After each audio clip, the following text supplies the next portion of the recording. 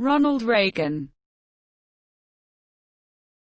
This video compresses information gathered from Wikipedia in video format.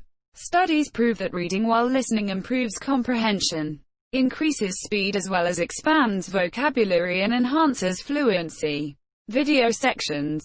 Abstract. Early life. Entertainment career. Marriages and children. Early political career. Governor of California. 1967 to 1975. 1976 presidential campaign. 1980 presidential campaign. Presidency. 1981 to 1989. Post-presidency. 1989 to 2004. Death and funeral. Legacy. Films. Portraits. External links. Give your feedback on the comments section. Support the channel by subscribing and liking the video. Thanks. Abstract. Ronald Wilson Reagan was an American politician who served as the 40th President of the United States from 1981 to 1989 and became a highly influential voice of modern conservatism. Prior to his presidency, he was a Hollywood actor and union leader before serving as the 33rd Governor of California from 1967 to 1975. Reagan was raised in a low-income family in small towns of northern Illinois. He graduated from Eureka College in 1932 and worked as a radio sports commentator. After moving to California in 1937, he found work as an actor and starred in a few major productions. As president of the Screen Actors Guild, Reagan worked to root out communist influence. In the 1950s, he moved into television and was a motivational speaker at General Electric factories. In 1964, his speech, A Time for Choosing, earned him national attention as a new conservative spokesman. Building a network of supporters, Reagan was elected governor of California in 1966. As governor, he raised taxes, turned the state budget deficit to a surplus, challenged the protesters at UC Berkeley, and ordered in National Guard troops during a period of protest movements. In 1980, Reagan won the Republican presidential nomination and defeated the incumbent president, Jimmy Carter, at 69 years, 349 days of age at the time of his first inauguration. Reagan was the oldest person to assume the U.S. presidency, a distinction he held until 2017.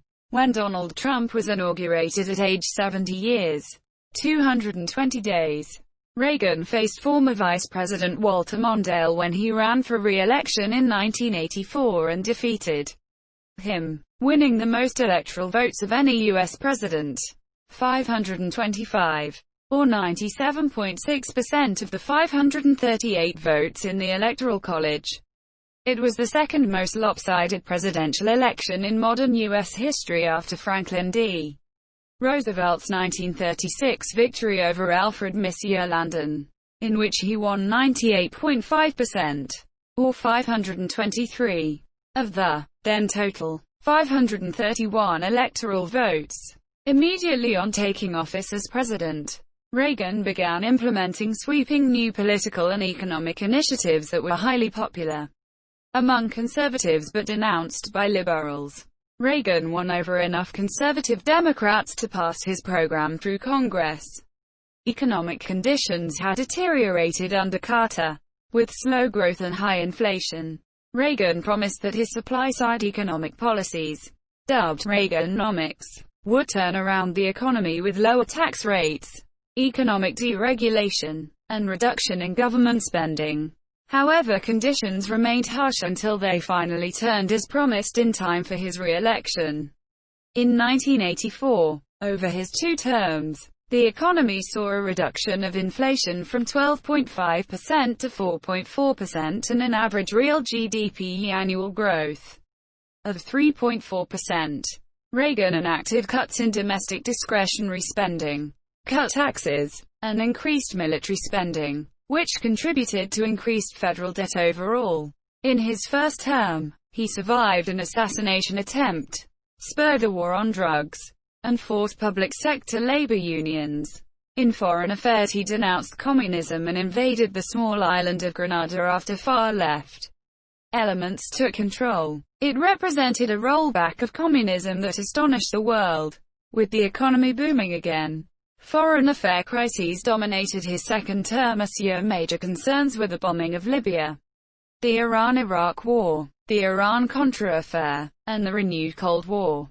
In June 1987, 4 years after he publicly described the Soviet Union as an evil empire, Reagan challenged Soviet leader Mikhail Gorbachev to tear down this wall. Quote, during a speech at the Berlin Wall, he transitioned Cold War policy from detente to rollback by escalating an arms race with the USSR. He then engaged in talks with Gorbachev that culminated in the INF Treaty, which shrank both countries' nuclear arsenals. Reagan began his presidency during the decline of the Soviet Union. The Cold War ended in October 1989 and Soviet communism suddenly collapsed in 1991. When Reagan left office in January 1989, he held an approval rating of 68%, matching those of Franklin D. Roosevelt, and later Bill Clinton, as the highest ratings for departing presidents in the modern era. He was the first president since Dwight D. Eisenhower to serve 2 full terms, after the 5 prior presidents did not. Although he had planned an active post-presidency, Reagan disclosed in November 1994 that he had been diagnosed with Alzheimer's disease earlier that year. Afterward, his informal public appearances became more infrequent as the disease progressed. He died at home on June 5, 2004. His tenure constituted a realignment toward conservative policies in the United States, and he is an icon among conservatives. Evaluations of his presidency among historians and the general public place him among the upper tier of American presidents. Early life. Ronald Wilson Reagan was born on February 6, 1911, in an apartment on the second floor of a commercial building in Tampico, Illinois. He was the younger son of Nell Clyde and Jack Reagan. 18,831,941. Jack was a salesman and storyteller whose grandparents were Irish Catholic immigrants from County Tipperary, while Nell was of English, Irish and Scottish descent. Reagan's older brother, Neil Reagan, 19,081,996, became an advertising executive. Reagan's father nicknamed his son Dutch due to his fat little Dutchman appearance and Dutch boy haircut. The nickname stuck with him throughout his youth. Reagan's family briefly lived in several towns and cities in Illinois, including Monmouth, Galesburg, and Chicago. In 1919, they returned to Tampico and lived above the H.C. Pitney variety store until finally settling in Dixon, Illinois. After his election as president, Reagan lived in the upstairs White House private quarters, and he would quip that he was living above the store again. Ronald Reagan wrote that his mother always expected to find the best in people and often did. She attended the Disciples of Christ Church regularly and was active and very influential within it. She frequently led Sunday school services and gave the Bible readings to the congregation during the services. A firm believer in the power of prayer, she led prayer meetings of church and was in charge of midweek prayers when the pastor was out of town. She was also an adherent of the social gospel movement. Her strong commitment to the church is what induced her son Ronald to become a Protestant Christian, rather than a Roman Catholic like his Irish father. He also stated that she strongly influenced his own beliefs. I know that she planted that faith very deeply in me. Reagan identified himself as a born-again Christian. In Dixon, Reagan was strongly influenced by his pastor Bay Hill Cleaver, an erudite scholar. Cleaver was the father of Reagan's fiancée.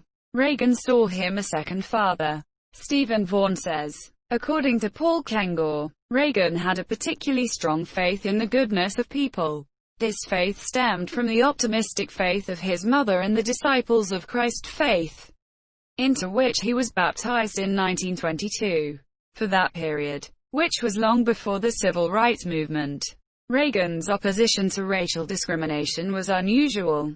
He recalled the time when his college football team was staying at a local hotel which would not allow two black teammates to stay there, and he invited them to his parents' home 15 miles, 24 kilometers, away in Dixon. His mother invited them to stay overnight and have breakfast the next morning. His father was strongly opposed to the Ku Klux Klan due to his Catholic heritage, but also due to the Klan's anti-Semitism and anti-black racism as year after becoming a prominent actor. Reagan gave speeches in favor of racial equality following World War II. Reagan attended Dixon High School, where he developed interests in acting, sports, and storytelling. His first job involved working as a lifeguard at the Rock River in Lowell Park in 1927. Over 6 years, Reagan performed 77 rescues. He attended Eureka College, a disciples-oriented liberal arts school, where he became a member of the Tau Kappa Epsilon fraternity. A cheerleader, he was an indifferent student, majored in economics and sociology and graduated with a C grade. He developed a reputation as a jack of all trades, excelling in campus politics, sports, and theater. He was a member of the football team and captain of the swim team as year he was elected student body president and participated in student protests against the college president. Entertainment career. After graduating from Eureka in 1932, Reagan took jobs in Iowa as a radio announcer at several stations. He moved to WHO Radio in Des Moines as an announcer for Chicago Cubs baseball games. His specialty was creating play-by-play accounts of games using only basic descriptions that their station received by wire as the games were in progress. While traveling with the Cubs in California in 1937, Reagan took a screen test that led to a 7-year contract with Warner Brothers Studios. He spent the first few years of his Hollywood career in the B-film unit, where, Reagan joked, the producers didn't want them good. They wanted them Thursday. He earned his first screen credits with a starring role in the 1937 movie Love Is on the Air. And by the end of 1939, he had already appeared in 19 films, including Dark Victory with Bette Davis and Humphrey Bogart, before the film Santa Fe Trail with Errol Flynn in 1940. He played the role of George Gipp in the film Not a Rockney All-American. From it, he acquired the lifelong nickname The Gipper. In 1941, exhibitors voted him the 5th most popular star from the younger generation in Hollywood. Reagan played his favorite acting role in 1942's King's Row, where he plays a double amputee who recites the line, "Where's the rest of me?" later used as the title of his 1965 autobiography. Many film critics considered King's Row to be his best movie, though the film was condemned by the New York Times critic Bosley Crowther. King's Row made Reagan a star. Warner immediately tripled his salary to $3,000 a week. Early in 1942, he was ordered to military active duty in San Francisco and never became a true film star. After his wartime military service, he co-starred in such films as The Voice of the Turtle, John Loves Mary, The Hasty Heart, Bedtime for Bonzo, Cattle Queen of Montana, Tennessee's Partner, Hellcats of the Navy, and the 1964 remake The Killers. His final film. Throughout his film career, Reagan's mother answered much of his fan mail. After completing 14 home study Army extension courses, Reagan enlisted in the Army Enlisted Reserve and was commissioned a second lieutenant in their Officers Reserve Corps of the Cavalry on May 25, 1937. On April 18, 1942, Reagan was ordered to active duty for the first time. Due to his poor eyesight, he was classified for limited service only, which excluded him from serving overseas. His first assignment was at the San Francisco Port of Embarkation at Fort Mason, California, as a liaison officer of the Portum Transportation Office. Upon the approval of the Army Air Forces, AAF, he applied for a transfer from the cavalry to the AAF on May 15, 1942. and was assigned to AAF Public Relations and subsequently to the 1st Motion Picture Unit. Officially, the 18th AAF Base Unit, in Culver City, California, on January 14, 1943. He was promoted to first lieutenant and was sent to the Provisional Task Force Show Unit of This Is the Army at Burbank, California. He returned to the 1st Motion Picture Unit after completing this duty and was promoted to captain on July 22, 1943. In January 1944, Reagan was ordered to temporary duty in New York City to participate in the opening of the 6th War Loan Drive, which campaigned for the purchase of war bonds. He was reassigned to the 1st Motion Picture Unit on November 14, 1944, where he remained until the end of World War II. By the end of the war, his units had produced some 400 training films for the Air Force, including cockpit simulations for B-29 crews scheduled to bomb Japan. He was separated from active duty on December 9, 1945, as an Army captain. While he was in the service, Reagan obtained a film reel depicting the liberation of the Auschwitz concentration camp. He held on to it, believing that doubts would someday arise as to whether the Holocaust had occurred. Reagan was first elected to the board of directors of the Screen Actors Guild, SAG, in 1941. Serving as an alternate member. After World War II, he resumed service and became 3rd vice president in 1946. When the SAG president and 6 board members resigned in March 1947 due to the union's new bylaws on conflict of interest, Reagan was elected president in a special election. He was subsequently re-elected 6 times. In 1947, 1948, 1949, 1950, 1951 and 1959.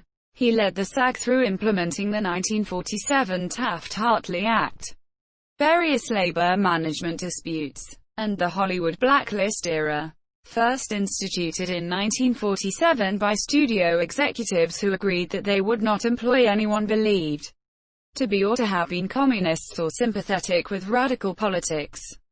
The blacklist grew steadily larger during the early 1950s as the U.S. Congress continued to investigate domestic political subversion. Also during his tenure, Reagan was instrumental in securing residuals for television actors when their episodes were rerun, and later, for motion picture actors when their studio films aired on TV.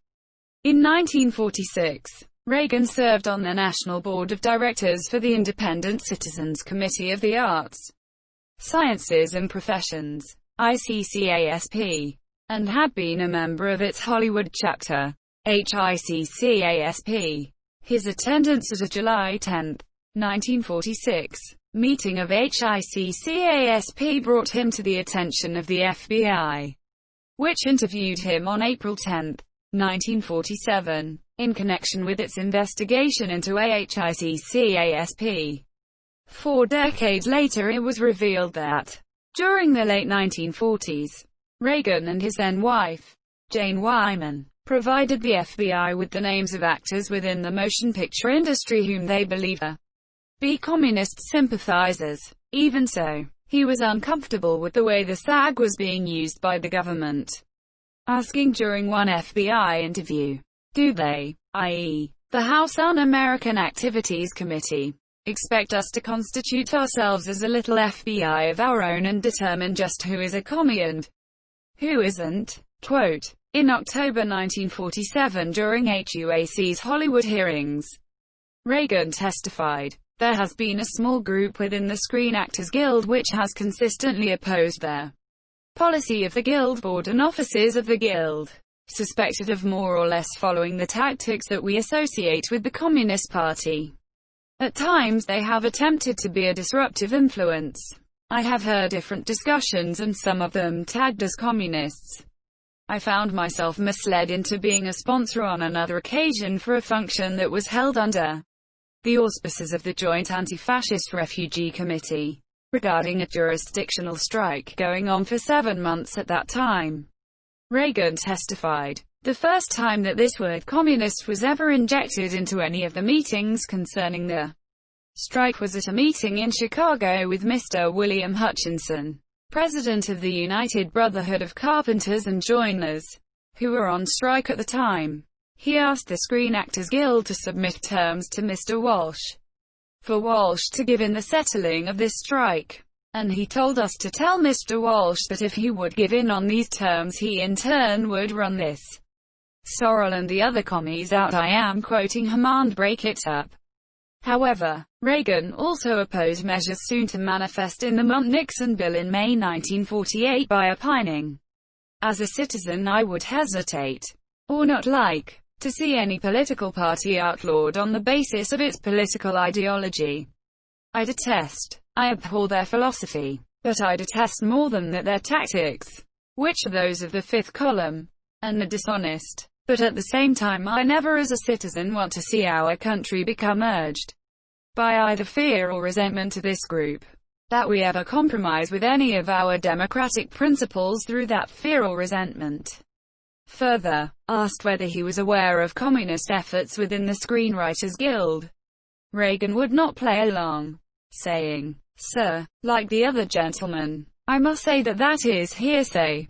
Reagan landed fewer film roles in the late 1950s and moved into television. He was hired as the host of General Electric Theater, a series of weekly dramas that became very popular.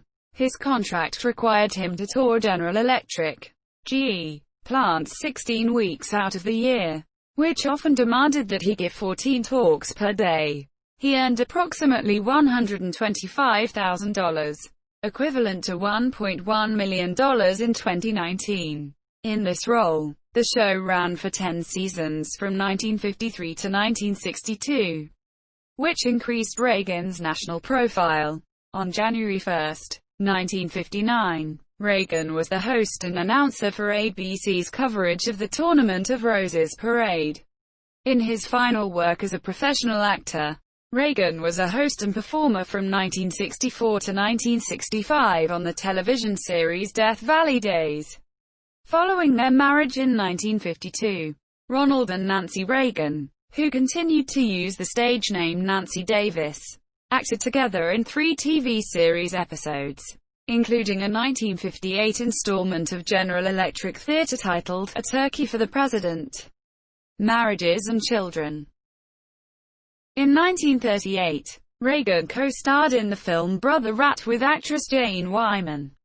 19,172,007.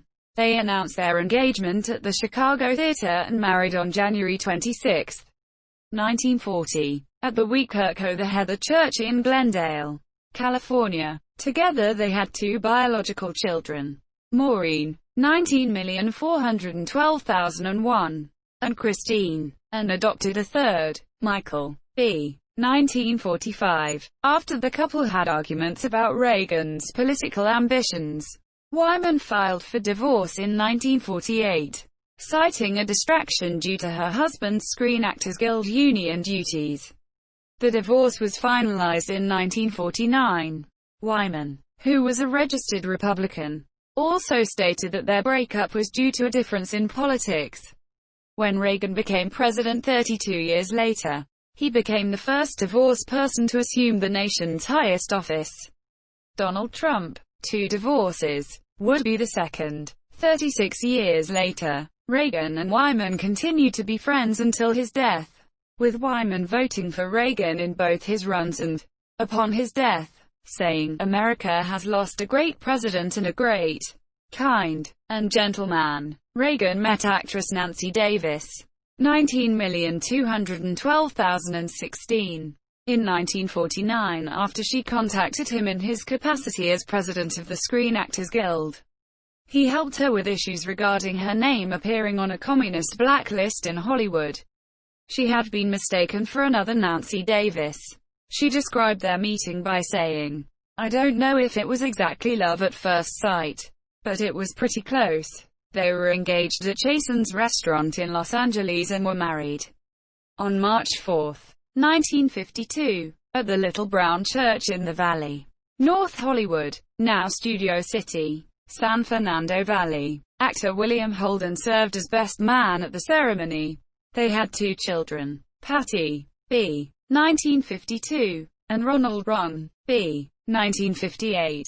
The couple's relationship was close, authentic and intimate. During his presidency, they often displayed affection for one another. One press secretary said, "They never took each other for granted.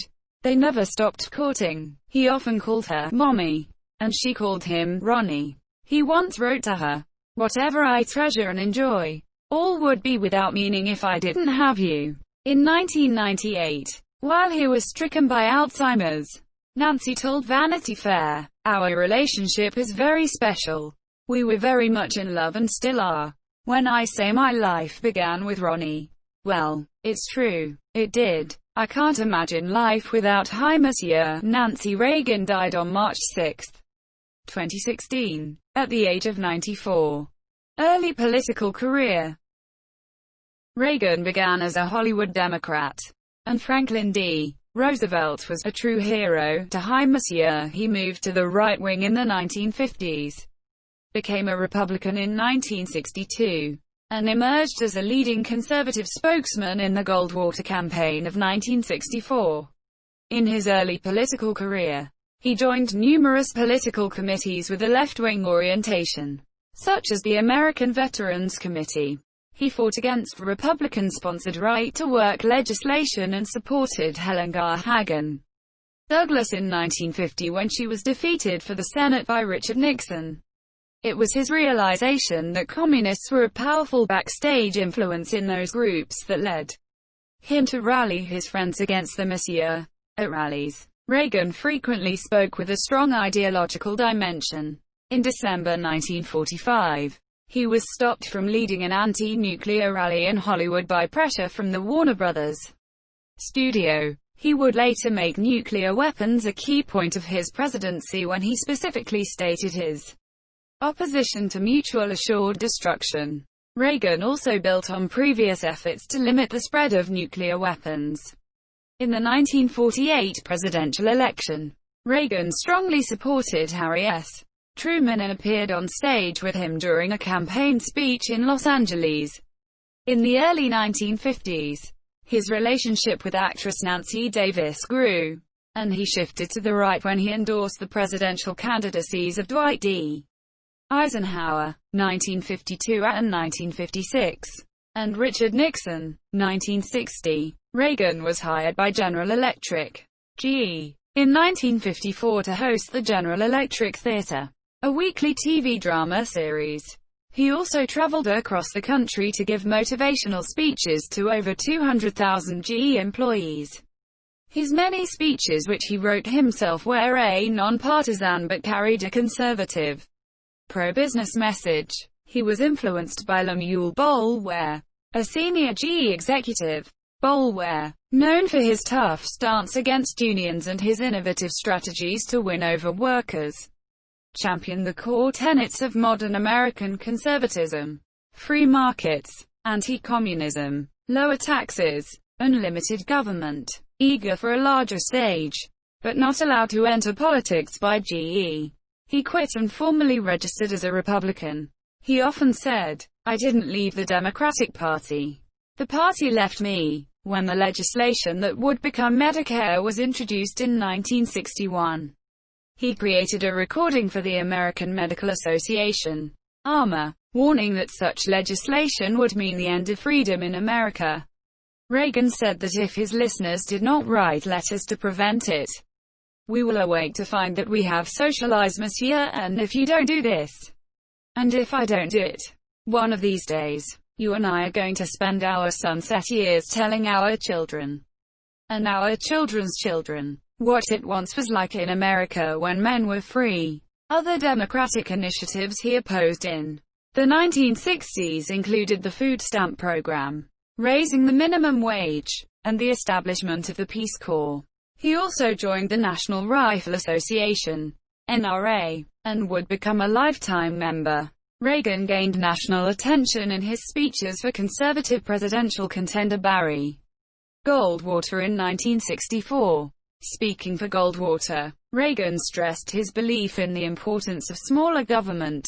He consolidated themes that he had developed in his talks for GE to deliver his famous speech, A Time for Choosing. The Founding Fathers knew a government can't control the economy without controlling people. And they knew when a government sets out to do that, it must use force and coercion to achieve its purpose. So we have come to a time for choosing. You and I are told we must choose between a left or right.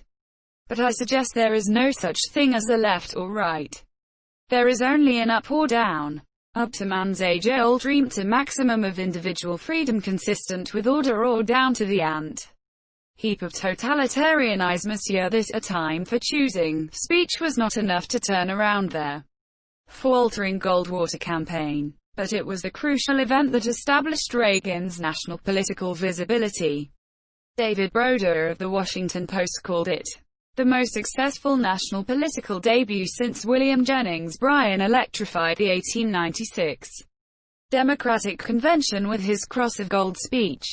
Governor of California, 1967 to 1975.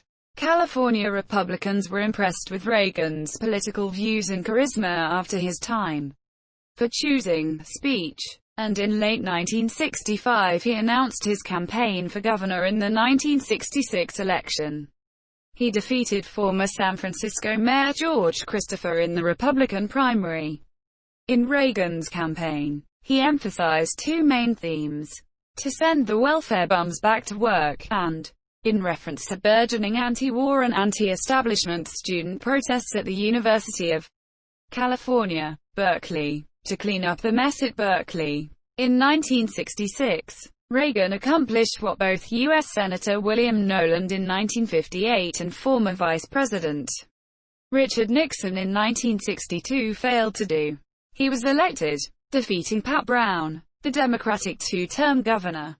Reagan was sworn in on January 2, 1967. In his first term, he froze government hiring and approved tax hikes to balance the budget.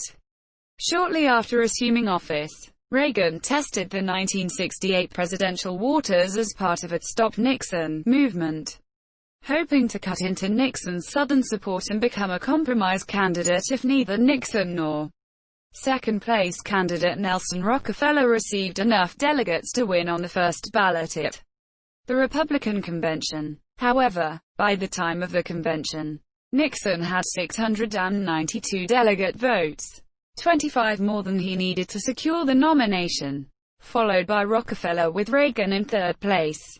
Reagan was involved in several high-profile conflicts with the protest movements of the era, including his public criticism of university administrators for tolerating student demonstrations at the Berkeley campus. On May 15, 1969, during the People's Park protests at the university's campus, Reagan sent the California Highway Patrol and other officers to quell the protests. This led to an incident that became known as Bloody Thursday, resulting in the death of student James Rector and the blinding of carpenter Alan Blanchard.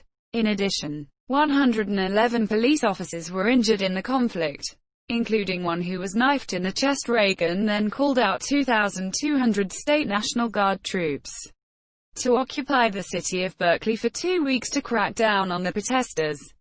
The Guard remained in Berkeley for 17 days, camping in People's Park, and demonstrations subsided as the university removed cordoned-off fencing and placed all development plans for People's Park on hold. 1 year after the incident, Reagan responded to questions about campus protest movements saying, "If it takes a bloodbath, let's get it over with.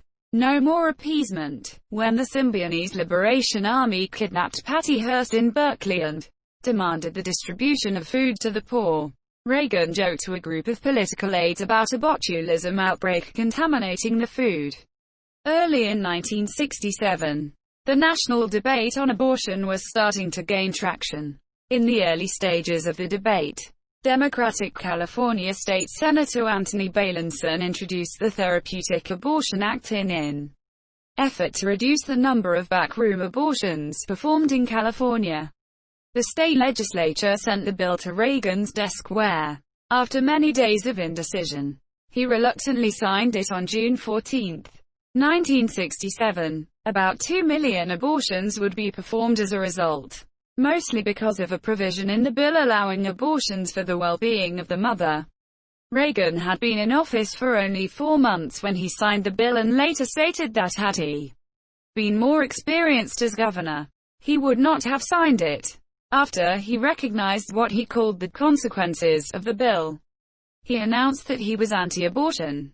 He maintained that position later in his political career, writing extensively about abortion. In 1967, Reagan signed the Mulford Act, which repealed a law allowing the public carrying of loaded firearms, becoming California Penal Code 12,031 and 171.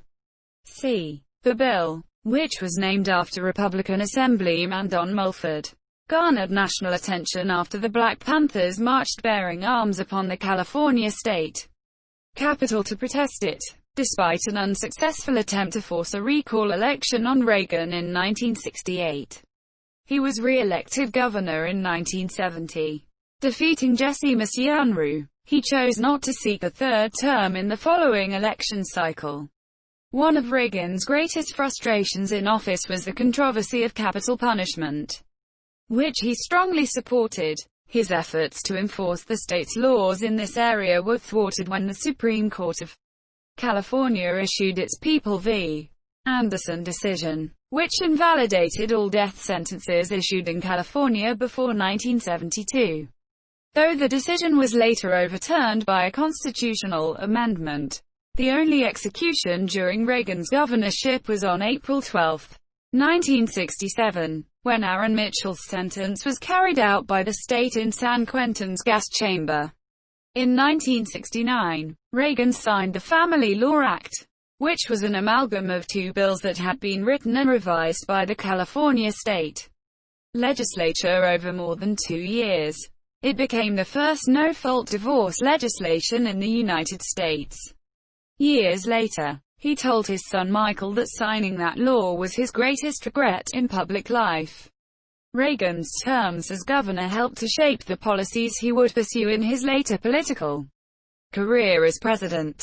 By campaigning on a platform of sending the welfare bums back to work, he spoke out against their idea of the welfare state. He also strongly advocated the Republican ideal of less government regulation of the economy, including that of undue federal taxation. 1976 presidential campaign. Reagan's 1976 campaign relied on a strategy crafted by campaign manager John Sears of winning a few primaries early to damage the inevitability of Ford's likely nomination. Reagan won North Carolina, Texas, and California, but the strategy failed, as he ended up losing New Hampshire, Florida, and his native Illinois. The Texas campaign lent renewed hope to Reagan when he swept all 96 delegates chosen in the May 1 primary, with 4 more awaiting at the state convention. Much of the credit for that victory came from the work of 3 co-chairmen, including Ernest Angelo, the mayor of Midland, and Ray Barnhart of Houston, whom Reagan as president would appoint in 1981 as director of the Federal Highway Administration. However, as the GOP convention neared, Ford appeared close to victory. Acknowledging his party's moderate wing, Reagan chose moderate Senator Richard Schweiker of Pennsylvania as his running mate if nominated. Nonetheless, Ford prevailed with 1,187 delegates to Reagan's 1,070. Reagan's concession speech emphasized the dangers of nuclear war and the threat posed by the Soviet Union. Though he lost the nomination, he received 307 write-in votes in New Hampshire, 388 votes as an independent on Wyoming's ballot, and a single electoral vote from a faithless elector in the November election from the state of Washington. After the campaign, Reagan remained in the public debate with the Ronald Reagan radio commentary series and his political action committee, Citizens for the Republic, which was later revived in Alexandria, Virginia, in 2009 by the Reagan biographer Craig Shirley. 1980 presidential campaign. The 1980 presidential election featured Reagan against incumbent President Jimmy Carter and was conducted amid a multitude of domestic concerns as well as the ongoing Iran hostage crisis. Reagan's campaign stressed some of his fundamental principles: lower taxes to stimulate the economy, less government interference in people's lives, states' rights, and a strong national defense.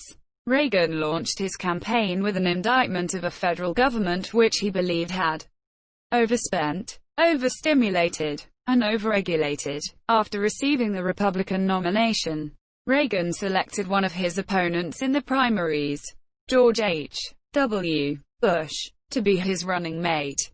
His relaxed and confident appearance during the televised Reagan-Carter debate on October 28 boosted his popularity and helped to widen his lead in the polls.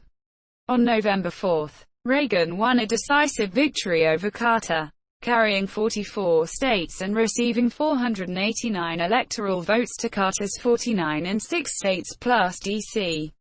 He also won the popular vote, receiving 50.7% to Carter's 41.0%, with independent John B. Anderson garnering 6.6%. Republicans also won a majority of seats in the Senate for the first time since 1952, though Democrats retained a majority in the House of Representatives. Presidency, 1981 to 1989. During his presidency, Reagan pursued policies that reflected his personal belief in individual freedom, brought changes domestically, both to the U.S. economy and expanded military, and contributed to the end of the Cold War. Termed the Reagan Revolution, his presidency would reinvigorate American morale, reinvigorate the U.S. economy and reduce reliance upon government. As president, Reagan kept a diary in which he commented on daily occurrences of his presidency and his views on the issues of the day. The diaries were published in May 2007 in the best-selling book, The Reagan Diaries. Ronald Reagan was 69 years old when he was sworn into office for his first term on January 20, 1981. In his inaugural address, he addressed the country's economic malaise, arguing, "In this present crisis, government is not the solution to our problems. Government is a problem, monsieur." During his term in office, Reagan campaigned vigorously to restore organized prayer to the schools, first as a moment of prayer and later as a moment of silence. In 1981, Reagan became the first president to propose a constitutional amendment on school prayer. Reagan's election reflected an opposition to the 1962 Supreme Court case Engel v. Vitale, prohibiting state officials from composing an official state prayer and requiring that it be recited in the public schools. Reagan's 1981 proposed amendment stated, "Nothing in this Constitution shall be construed to prohibit individual or group prayer in public schools or other public institutions. No person shall be required by the United States or by any state to participate in prayer." In 1984, Reagan again raised the issue, asking Congress why can't freedom to acknowledge God be enjoyed again by children in every schoolroom across this land. In 1985, Reagan expressed his disappointment that the Supreme Court ruling still banned a moment of silence for public schools, and said that efforts to reinstitute prayer in public schools were an uphill battle. In 1987, Reagan renewed his call for Congress to support voluntary prayer in schools and end the expulsion of God from America's classrooms. On March 30, 1981, Reagan, his press secretary James Brady, Washington police officer Thomas Delahanty, and Secret Service agent Tim McCarthy were struck by gunfire from would-be assassin John Hinckley Jr. outside the Washington Hilton Hotel, although close to death upon arrival at George Washington University Hospital. Reagan was stabilized in the emergency room, then underwent emergency exploratory surgery. He recovered and was released from the hospital on April 11, becoming the first serving U.S. president to survive being shot in an assassination attempt. The attempt had a significant influence on Reagan's popularity.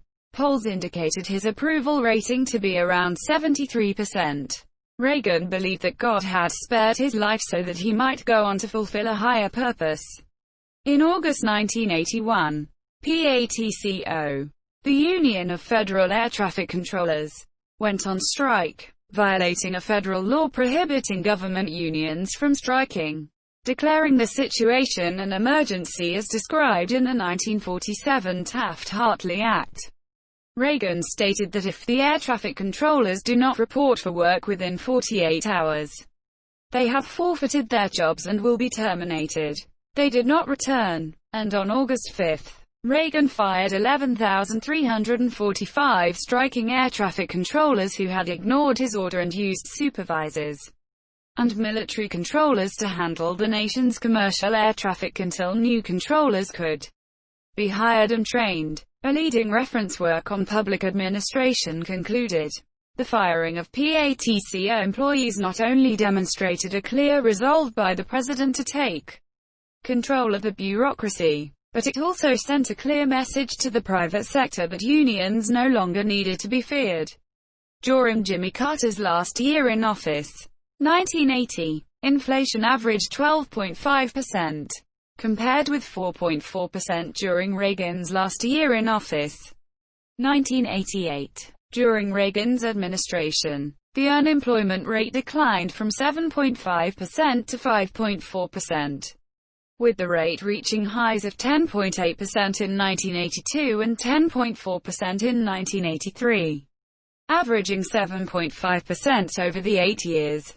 And real GDP growth averaged 3.4% with a high of 8.6% in 1983, while nominal GDP growth averaged 7.4% and peaked at 12.2% in 1982.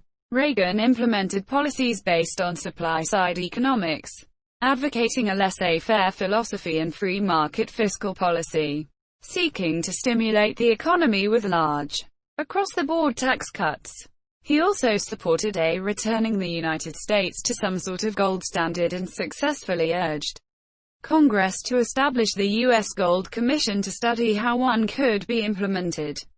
Citing the economic theories of Arthur Laffer, Reagan promoted the proposed tax cuts as potentially stimulating the economy enough to expand their tax base, offsetting the revenue lost due to reduced rates of taxation. A theory that entered political discussion as the Laffer curve. Reaganomics was the subject of debate, with supporters pointing to improvements in certain key economic indicators as evidence of success, and critics pointing to large increases in federal budget deficits and the national debt. His policy of peace through strength resulted in a record peacetime defense build-up, including the 40% real increase in defense spending between 1981 and 1985. During Reagan's presidency, federal income tax rates were lowered significantly with the signing of the Economic Recovery Tax Act of 1981, which lowered the top marginal tax bracket from 70% to 50% over 3 years, and the lowest bracket from 14% to 11%. Other tax increases passed by Congress and signed by Reagan ensured, however, that tax revenues over his 2 terms were 18.2% of GDP as compared to 18.1% over the 40 years of 19,702,010. The 1981 Tax Act also required that exemptions and brackets be indexed for inflation starting in 1985. Conversely, Congress passed and Reagan signed into law tax increases of some nature in every year from 1981 to 1987 to continue funding such government programs as Tax Equity and Fiscal Responsibility Act of 1982, TEFRA, Social Security, and the Deficit Reduction Act of 1984. DEFRA. TEFRA was the largest peacetime tax increase in American history. Gross Domestic Product, GDP, growth recovered strongly after the early 1980s recession ended in 1982, and grew during his 8 years in office at an annual rate of 7.9% per year, with a high of 12.2% growth in 1981. Unemployment peaked at 10.8% monthly rate in December 1982, higher than any time since the Great Depression, then dropped during the rest of Reagan's presidency.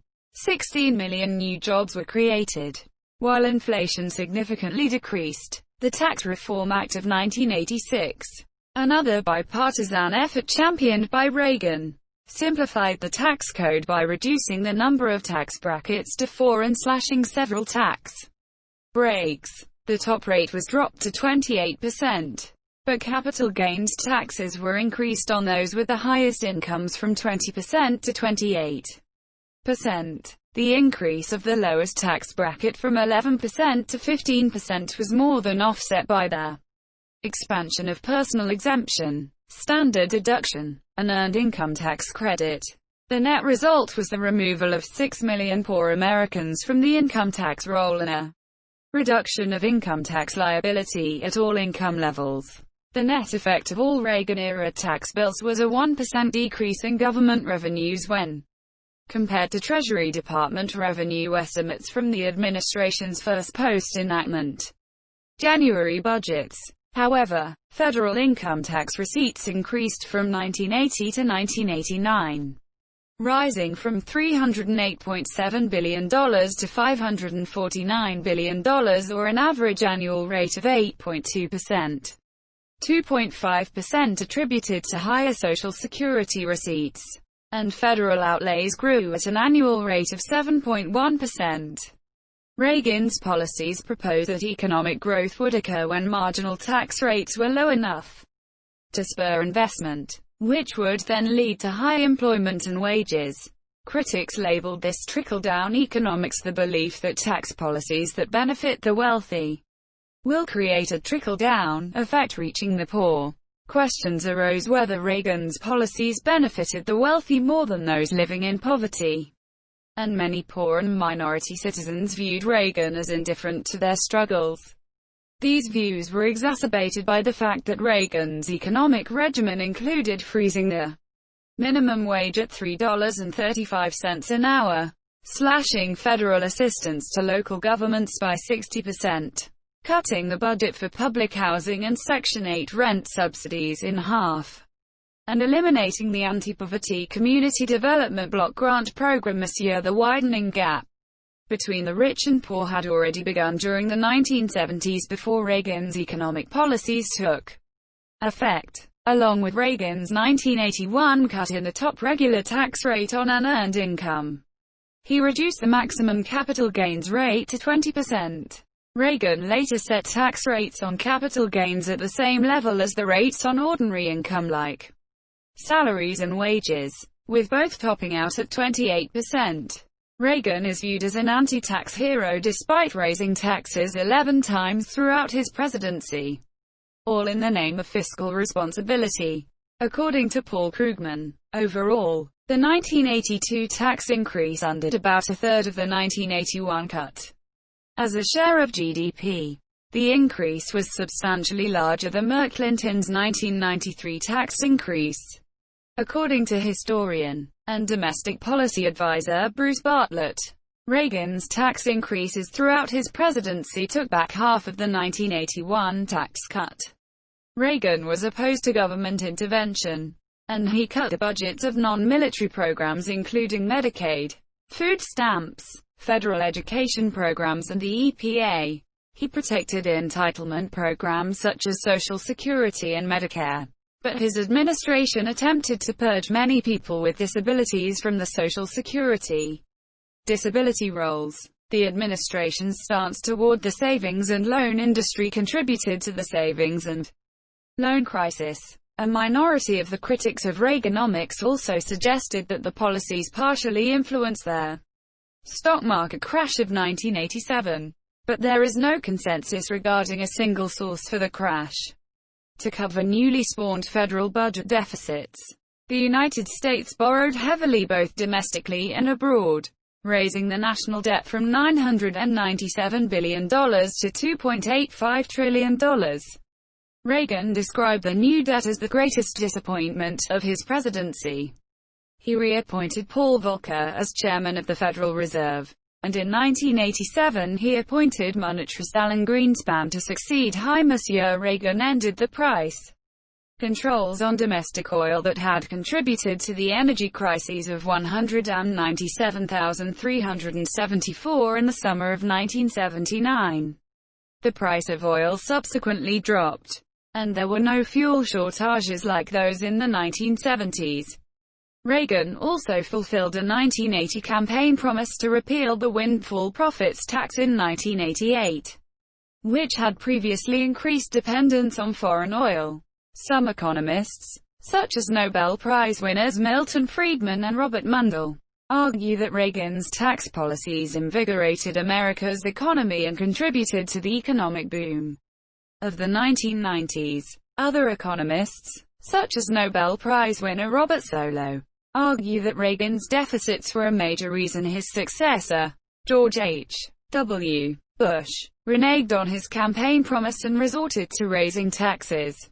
During Reagan's presidency, a program was initiated within the United States intelligence community to ensure America's economic strength. The program, Project Socrates, developed and demonstrated the means required for the United States to generate and lead the next evolutionary leap in technology acquisition and utilization for a competitive advantage. Automated innovation, to ensure that the United States acquired the maximum benefit from automated innovation.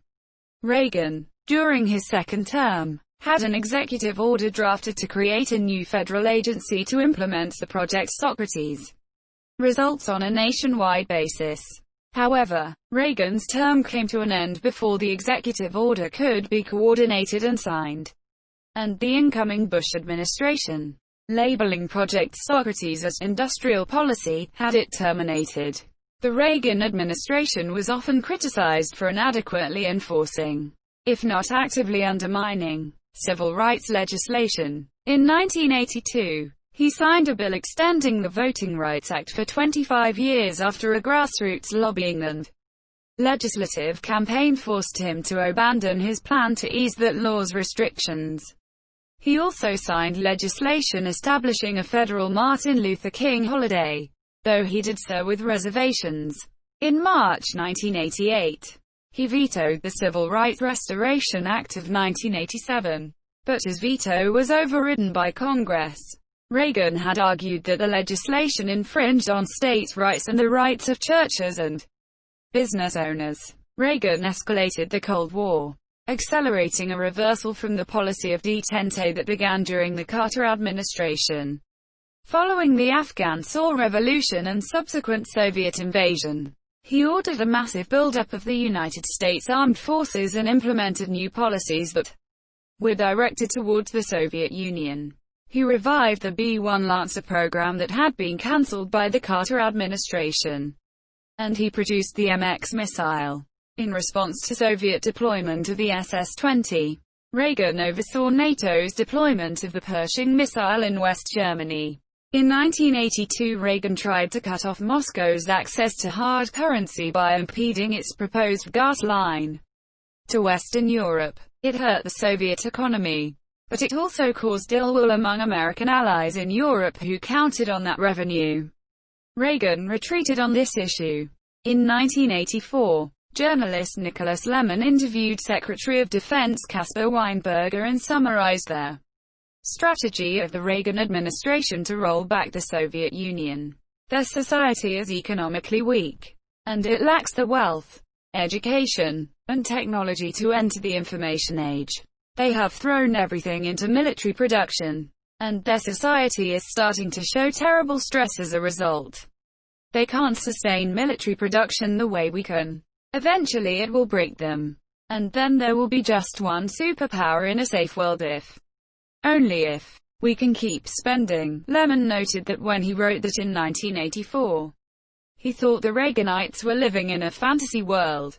But by 2016, Lemon stated that the passage represents a fairly uncontroversial description of what Reagan actually did. Reagan and the United Kingdom's Prime Minister Margaret Thatcher both denounced the Soviet Union in ideological terms in a famous address on June 8, 1982. to the Parliament of the United Kingdom in the Royal Gallery of the Palace of Westminster.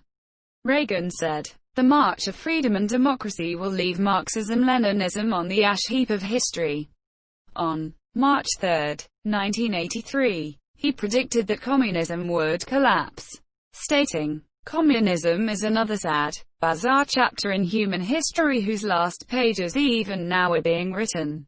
In a speech to the National Association of Evangelicals on March 8, 1983, Reagan called the Soviet Union an evil empire, after Soviet fighters downed Korean Airlines Flight 007 near Monoran Island on September 1, 1983, carrying 269 people, including Georgia Congressman Larry McDonald.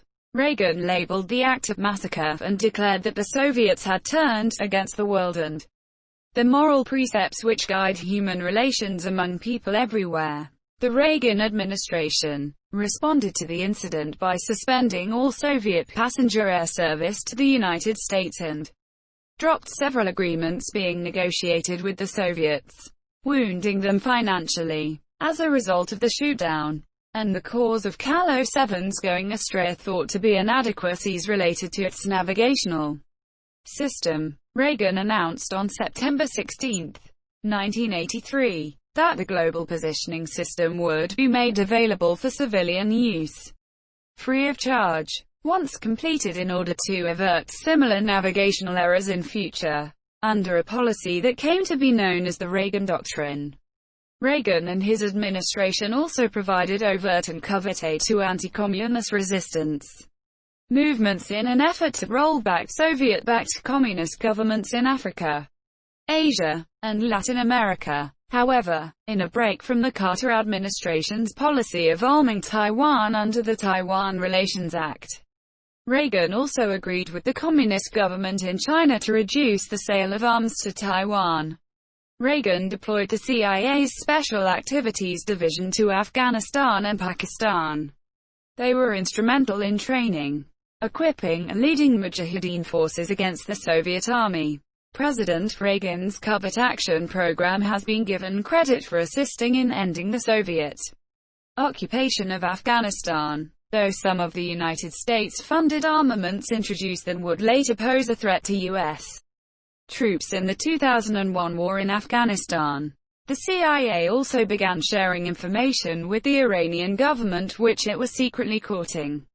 In one instance, in 1982, this practice enabled the government to identify and purge communists from its ministries and to virtually eliminate the pro-Soviet infrastructure in Iran. In March 1983, Reagan introduced the Strategic Defense Initiative, a defense project that would have used ground and space-based systems to protect the United States from attack by strategic nuclear ballistic missiles. Reagan believed that this defense shield could make nuclear war impossible. There was much disbelief surrounding the program's scientific feasibility, leading opponents to dub SDI Star Wars and argue that its technological objective was unattainable. The Soviets became concerned about the possible effects SDI would have. Leader Yuri Andropov said it would put the entire world in jeopardy. For those reasons, David Gergen, a former aide to President Reagan, believes that in retrospect, SDI hastened the end of the Cold War, though supported by leading American conservatives who argued that Reagan's foreign policy strategy was essential to protecting U.S. security interests. Critics labeled the administration's foreign policy initiatives as aggressive and imperialistic, and chided them as warmongering. The administration was also heavily criticized for backing anti-communist leaders accused of severe human rights violations, such as Hisne Haber of Chad and Efren Rosmont of Guatemala. During the 16 months, 19,821,983 Montt was president of Guatemala. The Guatemalan military was accused of genocide for massacres of members of the Ixtal people and other indigenous groups. Reagan had said that Montt was getting a bum rap, and described him as a man of great personal integrity. Previous human rights violations had prompted the United States to cut off aid to the Guatemalan government. but the Reagan administration appealed to Congress to restart military aid. Although unsuccessful with that, the administration was successful in providing non-military assistance such as USAID. With the approval of Congress, Reagan sent forces to Lebanon in 1983 to reduce the threat of the Lebanese Civil War. The American peacekeeping forces in Beirut, a part of a multinational force during the Lebanese Civil War, were attacked on October 23, 1983. The Beirut barracks bombing killed 241 American servicemen and wounded more than 60 others by a suicide truck bomber. Reagan sent in the USS New Jersey battleship to shell Syrian positions in Lebanon. He then withdrew all the Marines from Lebanon. On October 25, 1983, Reagan ordered U.S. forces to invade Grenada, codenamed Operation Urgent Fury, where a 1979 coup d'etat had established an independent non-aligned Marxist-Leninist government. A formal appeal from the Organization of Eastern Caribbean States, OECS, led to the intervention of U.S. forces. President Reagan also cited an allegedly regional threat posed by a Soviet-Cuban military buildup in the Caribbean and concern for the safety of several hundred American medical students at St. George's University as adequate reasons to invade. Operation Urgent Fury was the first major military operation conducted by U.S. forces since the Vietnam War. Several days of fighting commenced, resulting in a U.S. victory, with 19 American fatalities and 116 wounded American soldiers. In mid-December, after a new government was appointed by the Governor-General, U.S. forces withdrew. Reagan accepted the Republican nomination in the Republican Convention in Dallas, Texas. He proclaimed that it was "morning again in America" regarding the recovering economy and the dominating performance by the American athletes at the 1984 Summer Olympics on home soil. Among other things, he became the first U.S. president to open an Olympic Games. Previous Olympics taking place in the United States had been opened by either the vice president 3 times, or another person in charge twice. Reagan's opponent in the 1984 presidential election was former Vice President Walter Mondale. Following a weak performance in the first presidential debate, Reagan's ability to perform the duties of president for another term was questioned. His confused and forgetful behavior was evident to his supporters. They had previously known him to be clever and witty. Rumors began to circulate that Reagan had Alzheimer's disease. Reagan rebounded in the second debate, confronting questions about his age. He quipped, "I will not make age an issue of this campaign. I am not going to exploit, for political purposes, my opponent's youth and inexperience." This remark generated applause and laughter, even from Mondale himself. That November, Reagan won a landslide re-election victory, carrying 49 of the 50 states. Mondale won only his home state of Minnesota and the District of Columbia. Reagan won 525 of the 538 electoral votes, the most of any presidential candidate in U.S. history. In terms of electoral votes, this was the second most lopsided presidential election in modern U.S. history. Franklin D. Roosevelt's 1936 victory over Alf Landon, in which he 98.1% or 523 of the then total 531 electoral votes, ranks first. Reagan 58.1% of the popular vote to Mondale's 40.6%. His popular vote margin of victory, nearly 16.9 million votes, was exceeded only by Richard Nixon in his 1972 victory over George McGovern. Reagan was sworn in as president for the second time on January 20, 1985, in a private ceremony at the White House. To date, at 73 years of age, he is the oldest person to take the presidential oath of office. Because January 20 fell on a Sunday, a public celebration was not held but took place in the Capitol Rotunda the following day.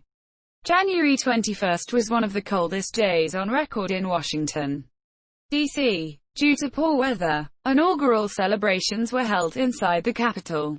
In the weeks that followed, He shook up his staff somewhat, moving White House Chief of Staff James Baker to Secretary of the Treasury and naming Treasury Secretary Ronald Reagan, a former Merrill Lynch officer, Chief of Staff. In response to concerns about the increasing crack epidemic, Reagan began the War on Drugs campaign in 1982, a policy led by the federal government to reduce the illegal drug trade.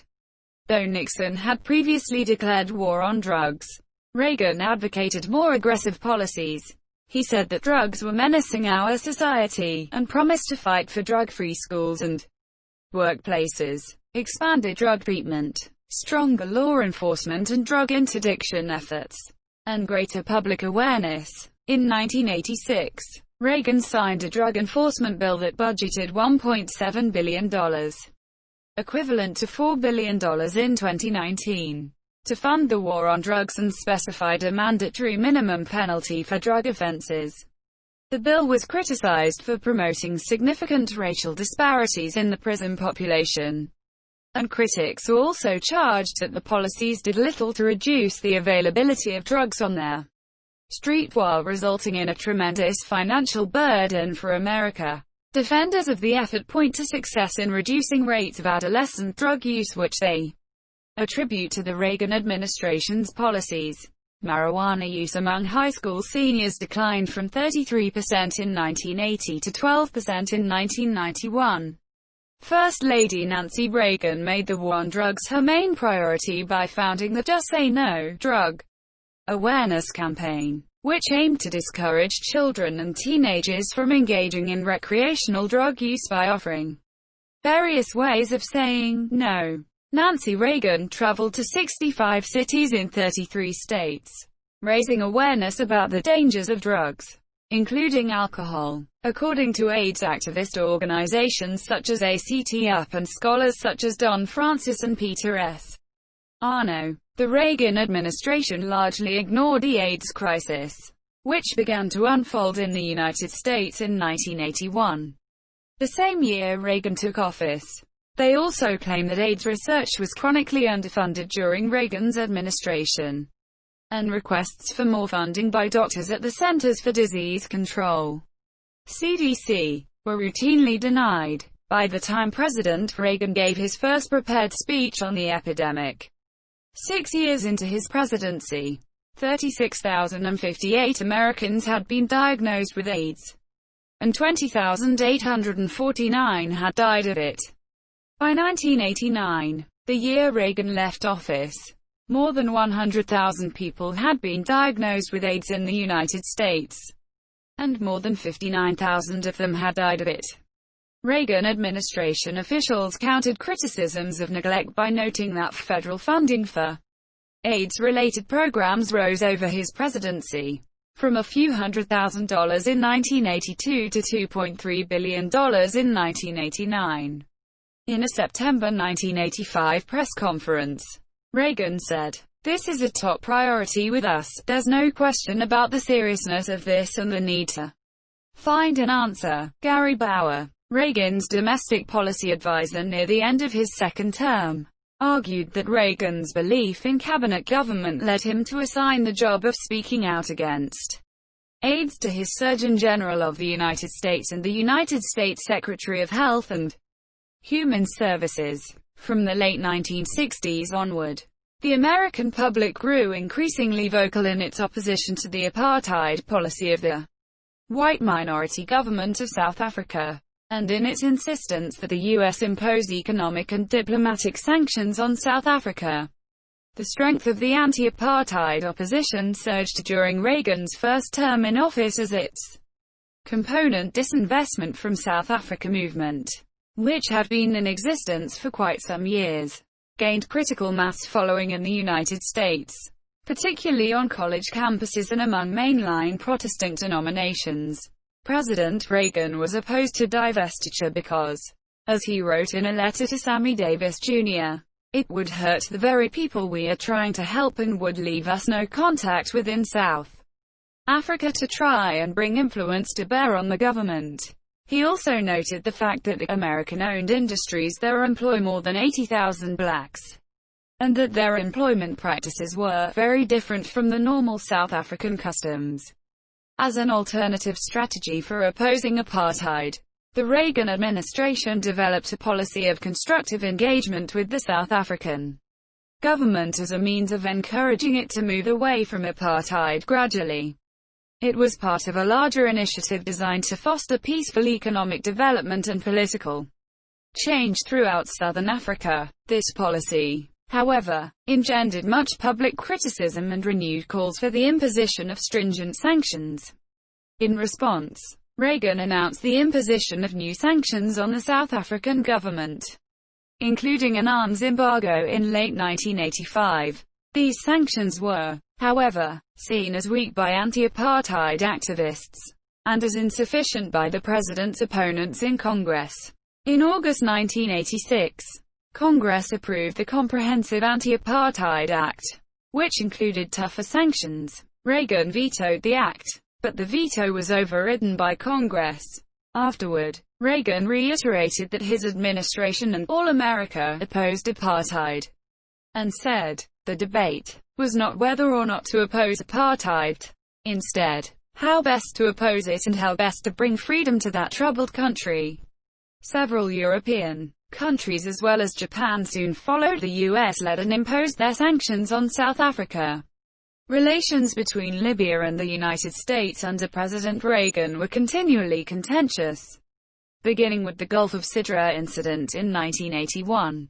By 1982, Libyan leader Muammar Gaddafi was considered by the CIA to be, along with USSR leader Leonid Brezhnev and Cuban leader Fidel Castro, part of a group known as the Unholy Trinity, and was also labeled as our international public enemy number one by a CIA official.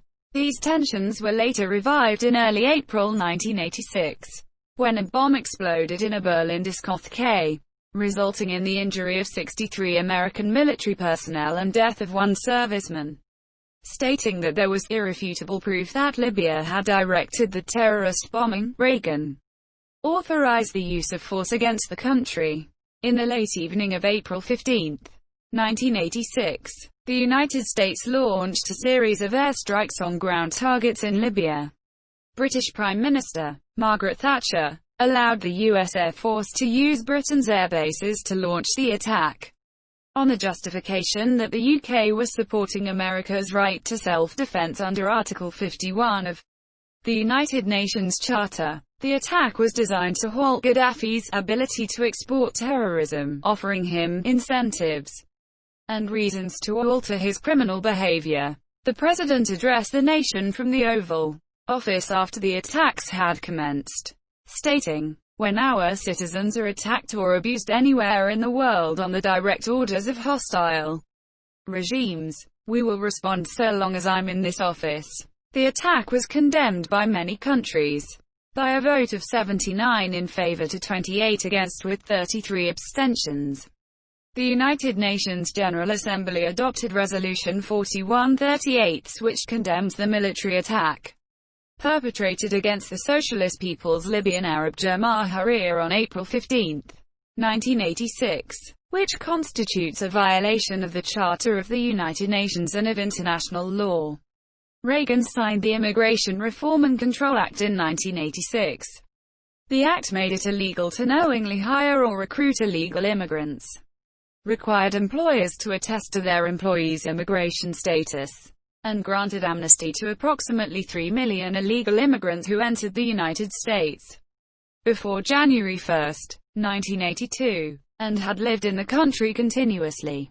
Upon signing the act at a ceremony held beside the newly refurbished Statue of Liberty, Reagan said, "The legalization provisions in this act will go far to improve the lives of a class of individuals who now must hide in the shadows, without access to many of the benefits of a free and open society. Very soon, many of these men and women will be able to step into the sunlight and, ultimately, if they choose, they may become Americans." Reagan also said, "The employer sanctions program is the keystone and major element. It will remove the incentive for illegal immigration by eliminating the job opportunities which draw illegal aliens here. In 1986, the Iran-Contra affair became a problem for the administration, stemming from the use of proceeds from covert arms sales to Iran during the Iran-Iraq War to fund the Contra rebels fighting against the government in Nicaragua, which had been specifically outlawed by an act of Congress. The affair became a political scandal in the United States during the 1980s.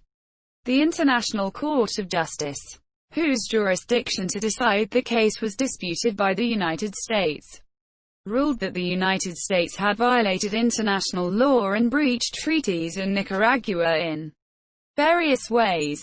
Reagan later withdrew the agreement between the United States and the International Court of Justice. President Reagan professed that he was unaware of the plot's existence.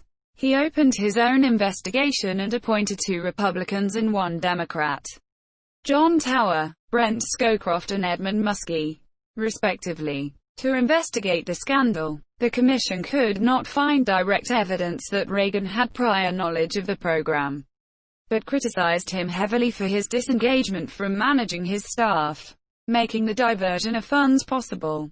A separate report by Congress concluded that if the president did not know what his national security advisors were doing, he should have. Reagan's popularity declined from 67% to 46% in less than a week, the most significant and quickest decline ever for a president. The scandal resulted in 11 convictions and 14 indictments within Reagan's staff. Many Central Americans criticize Reagan for his support of the Contras, calling him an anti-communist zealot, blinded to human rights abuses, while others say he saved Central America. Daniel Ortega, Sandinista and president of Nicaragua, said that he hoped God would forgive Reagan for his dirty war against Nicaragua. In 1988, near the end of the Iran-Iraq War, the U.S. Navy-guided missile cruiser USS Vincennes accidentally shot down Iran Air Flight 655, killing 290 civilian passengers. The incident further worsened already tense Iran-United States relations. Until the early 1980s, the United States had relied on the qualitative superiority of its weapons to essentially frighten the Soviets, but the gap had been narrowed. Although the Soviet Union did not accelerate military spending after President Reagan's military build-up, their enormous military expenses, in combination with collectivized agriculture and inefficient planned manufacturing, were a heavy burden for the Soviet economy. At the same time, oil prices in 1985 fell to one-third of the previous level. Oil was the primary source of Soviet export revenues. These factors contributed to a stagnant Soviet economy during Gorbachev's tenure. Meanwhile, Reagan escalated the rhetoric. In his famous 1983 speech to religious fundamentalists, he outlined his strategy for victory. First, he labeled the Soviet system an evil empire, and a failure its demise would be a godsend for the world. Second, Reagan explained his strategy was an arms buildup that would leave the Soviets far behind, with no choice but to negotiate arms reduction. Finally, displaying his characteristic optimism, he praised liberal democracy and promised that such a system eventually would triumph over Soviet communism. Reagan appreciated the revolutionary change in the direction of the Soviet policy with Mikhail Gorbachev, and shifted to diplomacy, intending to encourage the Soviet leader to pursue substantial arms agreements. He and Gorbachev held 4 summit conferences between 1985 and 1988, the first in Geneva, Switzerland, the second in Reykjavik, Iceland, the third in Washington, D.C., and the fourth in Moscow. Reagan believed that if he could persuade the Soviets to allow for more democracy and free speech, this would lead to reform and the end of communism. The critical summit was at Reykjavik in October 1986, where they met alone, with translators but with no aides. To the astonishment of the world, and the chagrin of Reagan's most conservative supporters, they agreed to abolish all nuclear weapons. Gorbachev then asked the end of SDI. Reagan said no, claiming that it was defensive only. and that he would share the secrets with the Soviets. No deal was achieved. Speaking at the Berlin Wall on June 12, 1987, Reagan challenged Gorbachev to go further, saying, "General Secretary Gorbachev, if you seek peace, if you seek prosperity for the Soviet Union and Eastern Europe, if you seek liberalization, come here to this gate. Mr. Gorbachev, open this gate. Mr. Gorbachev, tear down this wall." Later, in November 1989, East German authorities began allowing citizens to pass freely through border checkpoints, and began dismantling the wall the following June. Its demolition was completed in 1992. At Gorbachev's visit to Washington in December 1987, he and Reagan signed the Intermediate Range Nuclear Forces Treaty, INF Treaty, at the White House, which eliminated an entire class of nuclear weapons. The two leaders laid the framework for the Strategic Arms Reduction Treaty, or START-I. Reagan insisted that the name of the treaty be changed from Strategic Arms Limitation Talks to Strategic Arms Reduction Talks. When Reagan visited Moscow for the Fourth Summit in 1988, he was viewed as a celebrity by the Soviets. A journalist asked the president if he still considered the Soviet Union the evil empire. "No," he replied. "I was talking about another time, another era." At Gorbachev's request, Reagan gave a speech on free markets at the Moscow State University. Early in his presidency, Reagan started wearing a custom-made, technologically advanced hearing aid, first in his right ear and later in his left ear as well. His decision to go public in 1983 regarding his wearing the small audio amplifying device boosted their sales. On July 13, 1985, Reagan underwent surgery at Bethesda Naval Hospital to remove cancerous polyps from his colon. He relinquished presidential power to the vice president for 8 hours in a similar procedure as outlined in the 25th Amendment, which he specifically avoided invoking. The surgery lasted just under 3 hours and was successful. Reagan resumed the powers of the presidency later that day. In August of that year, he underwent an operation to remove skin cancer cells from his nose. In October, more skin cancer cells were detected on his nose and removed. In January 1987, Reagan underwent surgery for an enlarged prostate that caused further worries about his health. No cancerous growth were found, and he was not sedated during the operation. In July of that year, age 76, he underwent a third skin cancer operation on his nose. On January 7, 1989, Reagan underwent surgery at Walter Reed Army Medical Center to repair a Dupuytren's contracture of the ring finger of his left hand. The surgery lasted for more than 3 hours and was performed under regional anesthesia. During the 1980 presidential campaign, Reagan pledged that he would appoint the first female Supreme Court justice if given the opportunity. That opportunity came during his first year in office when Associate Justice Potter Stewart retired. Reagan selected Sandra Day O'Connor, who was confirmed unanimously by the Senate. In his second term, Reagan had 3 opportunities to fill the Supreme Court vacancy. When Chief Justice Warren E. Burger retired in September 1986, Reagan nominated incumbent Associate Justice William Rehnquist to succeed Burger as Chief Justice. The appointment of an incumbent Associate Justice as Chief Justice is subject to a separate confirmation process. Then, following Rehnquist's confirmation, the President named Antonin Scalia to fill the consequent Associate Justice vacancy. Reagan's final opportunity to fill a vacancy arose in mid-1987 when Associate Justice Lewis F. Powell Jr. announced his intention to retire. Reagan initially chose conservative jurist Robert Bork to succeed Powell. Bork's nomination was strongly opposed by civil and women's rights groups, and by Senate Democrats. That October, after a contentious Senate debate, the nomination was rejected by a roll call vote of 4,258. Soon afterward, Reagan announced his intention to nominate Douglas Ginsburg to the court. However, before his name was submitted to the Senate, Ginsburg withdrew himself from consideration.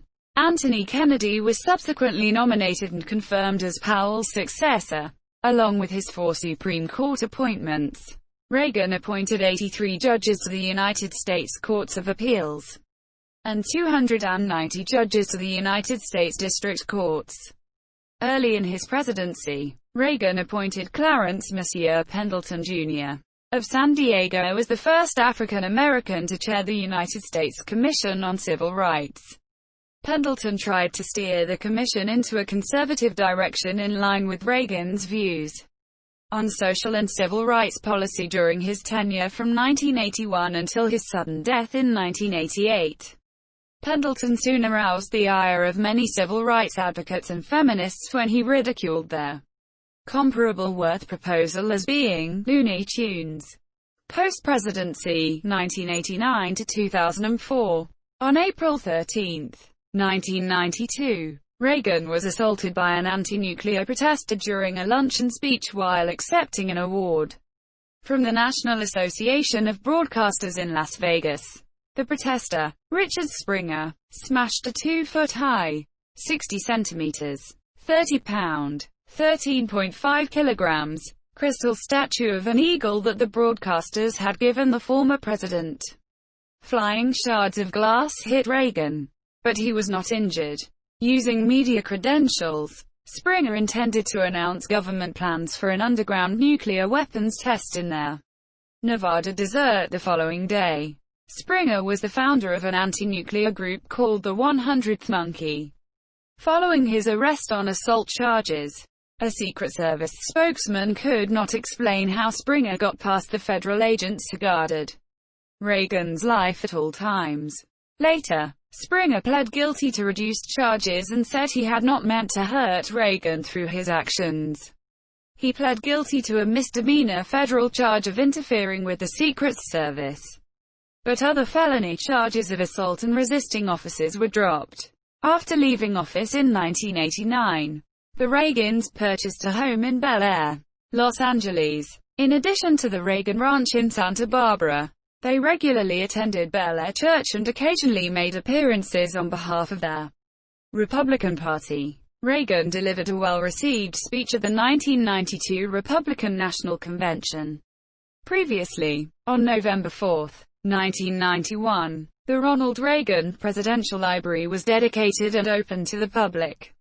5 presidents and 6 first ladies attended the dedication ceremonies, marking the first time that 5 presidents were gathered in the same location. Reagan continued to speak publicly in favor of a line-item veto, the Brady Bill, a constitutional amendment requiring a balanced budget, and the repeal of the 22nd Amendment, which prohibits anyone from serving more than 2 terms as president. In 1992, Reagan established the Ronald Reagan Freedom Award with the newly formed Ronald Reagan Presidential Foundation. His final public speech occurred on February 3, 1994, during a tribute to him in Washington, D.C. His last major public appearance was at the funeral of Richard Nixon on April 27, 1994. In August 1994, at the age of 83, Reagan was diagnosed with Alzheimer's disease, an incurable neurological disorder which destroys brain cells and ultimately causes death. In November of that year, he informed the nation of the diagnosis through a handwritten letter, writing in part, "I have recently been told that I am one of the millions of Americans who will be afflicted with Alzheimer's disease. At the moment I feel just fine. I intend to live the remainder of the years God gives me on this earth doing the things I have always done. I now begin the journey that will lead me into the sunset of my life. I know that for America there will always be a bright dawn ahead. Thank you, my friends. May God always bless you." After his diagnosis, letters of support from well-wishers poured into his California home. But there was also speculation over how long Reagan had demonstrated symptoms of mental degeneration. At a June 1981 reception for mayors, not long after the assassination attempt, Reagan greeted his Secretary of Housing and Urban Development Samuel Pierce by saying, "How are you, Mr. Mayor? How are things in your city? Quote, although he later realized his mistake. In a 2011 book, Reagan's son Ron said he had suspected early signs of his father's dementia as early as 1984. Former CBS White House correspondent Leslie Stahl recounted that in her final meeting with the president in 1986, Reagan did not seem to know who Stahl was. Stahl came close to reporting that Reagan was senile, but at the end of the meeting, he had regained his alertness. Dr. Lawrence Altman of the New York Times noted that the line between mere forgetfulness and the beginning of Alzheimer's can be fuzzy, and all four of Reagan's White House doctors said that they saw no evidence of Alzheimer's while he was president. Daniel Rouge, a neurosurgeon who served as physician to the president from 1981 to 1985, said that he never detected signs of the disease while speaking almost every day with Reagan. John E. Hutton, who served from 1985 to 1989, said the president absolutely did not show any signs of dementia or Alzheimer's. Other staff members, former aides, and friends said they saw no indication of Alzheimer's while he was president. Reagan did experience occasional memory lapses, though, especially with names. Reagan's doctors said that he began exhibiting overt symptoms of the illness in late 1992 or 1993, several years after he had left office. For example, Reagan repeated a toast to Margaret Thatcher, with identical words and gestures, at his 82nd birthday party on February 6, 1993. Reagan suffered an episode of head trauma in July 1989, 5 years before his diagnosis. After being thrown from a horse in Mexico, a subdural hematoma was found and surgically treated later in the year. Nancy Reagan, citing what doctors told her, asserted that her husband's 1989 fall hastened the onset of Alzheimer's disease. Although acute brain injury has not been conclusively proven to accelerate Alzheimer's or dementia, Rouge said it is possible that the horse accident affected Reagan's memory. As the years went on, the disease slowly destroyed Reagan's mental capacity. He was able to recognize only a few people, including his wife, Nancy. He remained active, however. He took walks through parks near his home and on beaches, played golf regularly, and until 1999 he often went to his office in nearby Century City. Reagan suffered a fall at his Bel Air home on January 13, 2001, resulting in a broken hip. The fracture was repaired the following day, and the 89-year-old Reagan returned home later that week. Although he faced difficult physical therapy at home, on February 6, 2001, Reagan reached the age of 90. Only the third U.S. president, after John Adams and Herbert Hoover, to do so. Reagan's public appearances became much less frequent with the progression of the disease, and as a result, his family decided that he would live in quiet semi-isolation with his wife Nancy. She told CNN's Larry King in 2001 that very few visitors were allowed to see her husband because she felt that Ronnie would want people to remember him as he was. After her husband's diagnosis and death, Nancy Reagan became a stem cell research advocate, asserting that it could lead to a cure for Alzheimer's. Death and funeral. Reagan died of pneumonia, complicated by Alzheimer's disease, at his home in the Bel Air district of Los Angeles, California, on the afternoon of June 5, 2004. A short time after his death, Nancy Reagan released a statement saying, "My family and I would like the world to know that President Ronald Reagan has died after 10 years of Alzheimer's disease at 93 years of age. We appreciate everyone's prayers." Speaking in Paris, France, President George W. Bush called Reagan's death a sad hour in the life of America. He also declared June 11 a national day of mourning. Reagan's body was taken to the Kingsley and Gates Funeral Home in Santa Monica, California, where well-wishers paid tribute by laying flowers and American flags in the grass. On June 7, his body was transferred to the Ronald Reagan Presidential Library, where a brief family funeral, conducted by Pastor Michael Wenning, was held. Reagan's body lay in repose in the library lobby until June 9. Over 100,000 people viewed the coffin. On June 9, Reagan's body was flown to Washington, D.C., where he became the 10th U.S. president to lie in state in the rotunda of the U.S. Capitol. In 34 hours, 104,684 people filed past the coffin. On June 11, a state funeral was conducted in the Washington National Cathedral, presided over by President George W. Bush. Eulogies were given by former British Prime Minister Margaret Thatcher, former Canadian Prime Minister Brian Mulroney, and both former President George H. W. Bush and President George W. Bush. Also in attendance were Mikhail Gorbachev and many world leaders, including British Prime Minister Tony Blair, Prince Charles, representing his mother Queen Elizabeth II, German Chancellor Gerhard Schröder, Italian Prime Minister Silvio Berlusconi, and interim President Hamid Karzai of Afghanistan and Ghazi al-Ura of Iraq. After the funeral, the Reagan entourage was flown back to the Ronald W. Reagan Presidential Library in Simi Valley, California, where another service was held, and President Reagan was interred. At the time of his death, Reagan was the longest-lived president in U.S. history, having lived 93 years and 120 days. He was also the first U.S. president to die in the 21st century. Reagan's burial site is inscribed with the words he delivered at the opening of the Ronald Reagan Presidential Library. "I know in my heart that man is good, that what is right will always eventually triumph, and that there is purpose and worth to each and every life." Legacy. Since Reagan left office in 1989, substantial debate has occurred among scholars, historians, and the general public surrounding his legacy. Supporters have pointed to a more efficient and prosperous economy as a result of Reagan's economic policies, foreign policy triumphs including a peaceful end to the Cold War, and a restoration of American pride and morale.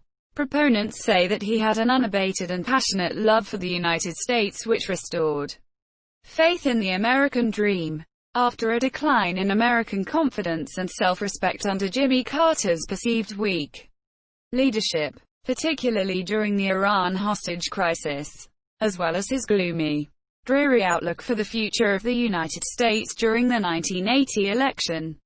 Critics point out that Reagan's economic policies resulted in rising budget deficits, a wider gap in wealth, and an increase in homelessness, and that the Iran-Contra affair lowered American credibility. Opinions of Reagan's legacy among the country's leading policymakers and journalists differ as well. Edwin Folliner, president of the Heritage Foundation, said that Reagan helped create a safer, freer world. Instead of his economic policies, he took an America suffering from malaise, and made its citizens believe again in their destiny. However, Mark Weisbrot, co-director of the Center for Economic and Policy Research, contended that Reagan's economic policies were mostly a failure, while Howard Kurtz of the Washington Post opined that Reagan was a far more controversial figure in his time than their largely gushing obits on television would suggest. Despite the continuing debate surrounding his legacy, many conservative and liberal scholars agree that Reagan has been the most influential president since Franklin D. Roosevelt, leaving his imprint on American politics, diplomacy, culture, and economics through his effective communication and pragmatic compromising. Since he left office, historians have reached a consensus, as summarized by British historian Monsieur J. Heal, who finds that scholars now concur that Reagan rehabilitated conservatism, turned the nation to the right, practiced a considerably pragmatic conservatism that balanced ideology and the constraints of politics, revived faith in the presidency and American exceptionalism, and contributed to victory in the Cold War. In 2017, a C-SPAN survey of scholars ranked Reagan in terms of leadership in comparison with all 42 presidents. He ranked number 9 in international relations. Reagan's major achievement was the end of the Cold War as he left office. Furthermore, the USSR and Soviet-sponsored communist movements worldwide were falling apart and collapsed completely 3 years after he left office. The US thus became the only superpower. His admirers say he won the Cold War. After 40 years of high tension, the USSR pulled back in the last years of Reagan's second term as year in 1989. The Kremlin lost control of all its East European satellites. In 1991, communism was overthrown in the USSR, and on December 26, 1991, the Soviet Union ceased to exist. The resulting states were no threat to the United States.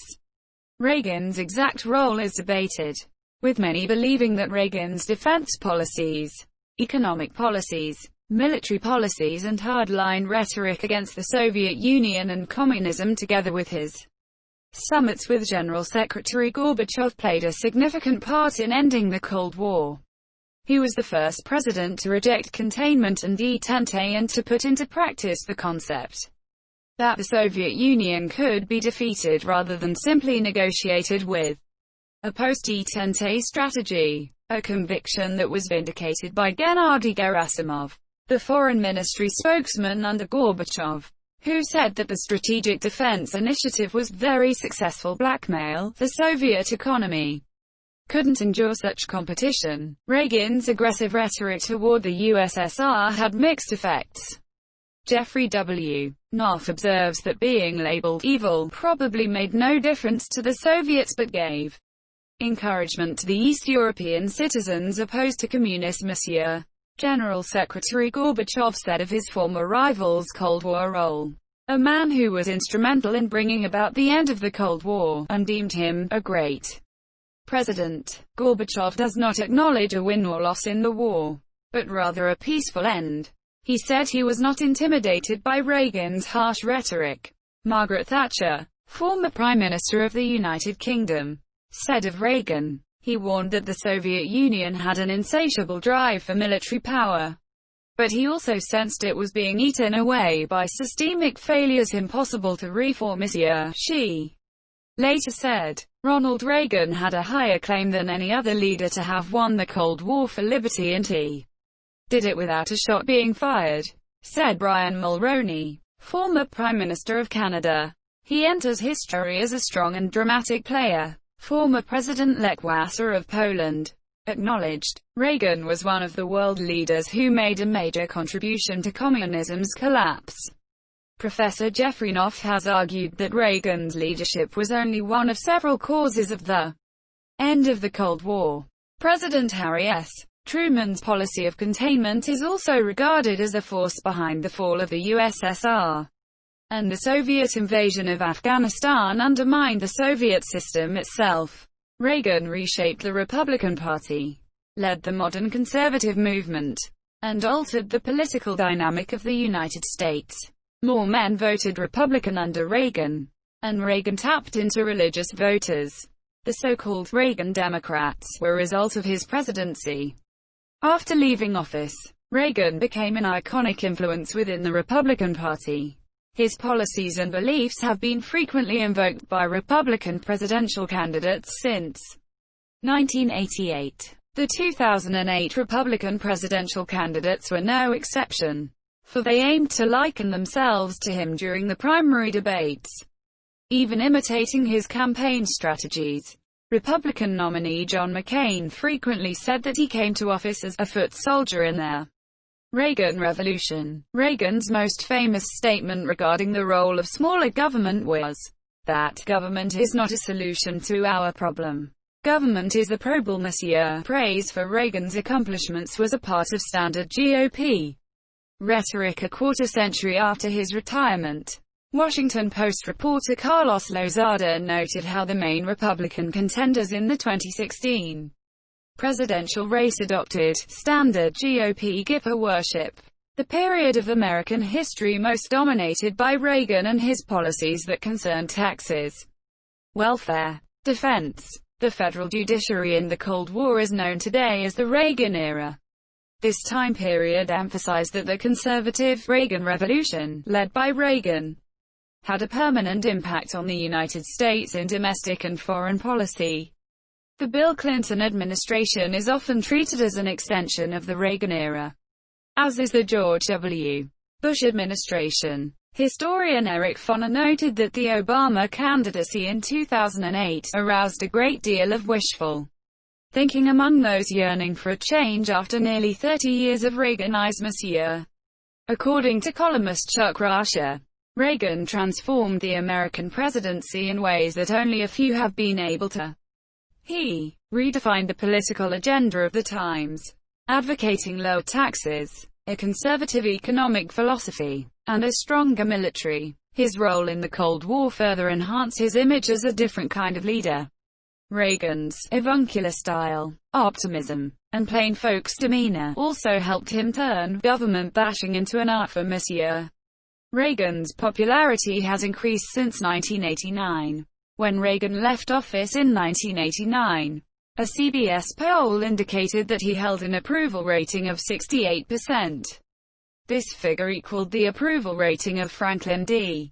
Roosevelt, as the highest rating for a departing president in the modern era. Gallup polls in 2001 and 2007 ranked him number 1 or number 2 when correspondents were asked for the greatest president in history. Reagan ranked third of post-World War II presidents in a 2007 Rasmussen Reports poll, fifth in an ABC 2000 poll, ninth in another 2007 Rasmussen poll, and eighth in a late 2008 poll by British newspaper The Times. In a Siena College survey of over 200 historians, however, Reagan ranked 16th out of 42. While the debate about Reagan's legacy is ongoing, the 2009 annual C-SPAN survey of presidential leaders ranked Reagan the 10th greatest president. The survey of leading historians rated Reagan number 11 in 2000. In 2011, the Institute for the Study of the Americas released the first ever British academic survey to rate U.S. presidents. This poll of British specialists in U.S. history and politics placed Reagan as the 8th greatest U.S. president. Reagan's ability to talk about substantive issues with understandable terms and to focus on mainstream American concerns earned him the laudatory moniker, the Great Communicator. Of it, Reagan said, "I won the nickname the Great Communicator, but I never thought it was my style that made a difference, it was the content. I wasn't a great communicator, but I communicated great things." His age and soft-spoken speech gave him a warm grandfatherly image. Reagan also earned the nickname the Teflon President, in that public perceptions of him were not tarnished by the controversies that arose during his administration.